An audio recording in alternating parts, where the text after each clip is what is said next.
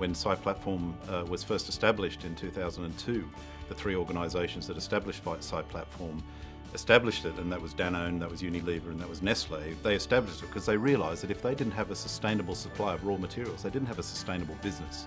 And that is fundamental. And now, after starting in 2002 and now in 2012, we've got over 40 members after those initial three.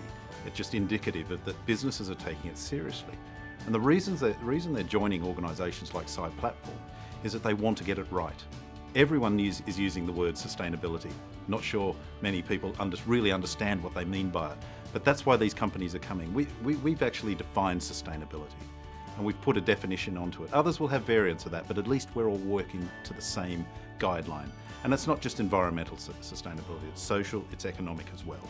So we cover the whole spectrum, but it's not just about talking about it, it's actually about delivering. And that's why these companies are getting involved, because they want to do the right thing. We're helping them, holding their hand through that process. But we don't dictate to them how to do it. We work pre-competitively, collaboratively to address the issue and come up with solutions that they can then implement into their own company programs.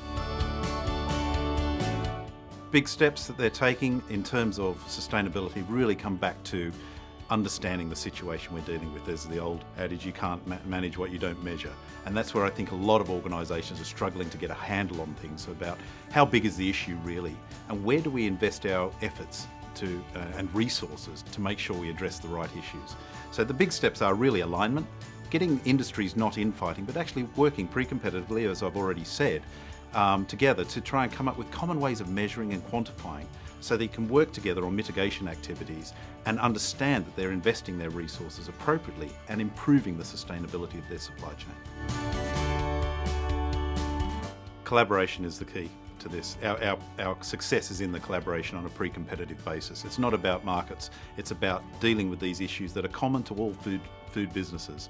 And bringing these guys together, it actually promotes the fact that they're not the only one dealing with this situation. By putting their heads together, two heads are better than one, hey, let's work on this. For example, one of the working groups, the dairy working group, next month is coming together to describe to each other how they have implemented what's called the Principles and Practices of Sustainable Agriculture that has been developed by SAIPlatform for the dairy group. Now that's going to be a very honest and open session where they say this worked, but this didn't work. And don't forget, we're a global organisation, so we've got to develop standards and principles and practices that not only suit the European farmer, but actually the Asian farmer and the North American farmer. And that's our challenge, of finding standards and concepts that help all those different geographic regions. The expectation that companies have of their suppliers really is that they can actually provide the necessary data or information really on production practices where that company can go forward and say hand on heart that, we may not have it right yet, but we're moving in the right direction. And so much of what we do is about continuous improvement. Food production and farming businesses are a biological system. Nothing changes overnight. What we've got to do is monitor this. The quantification of progress is so important to say, yep, we're moving in the right direction. We'll invest our resources, we'll invest our efforts in keeping this going.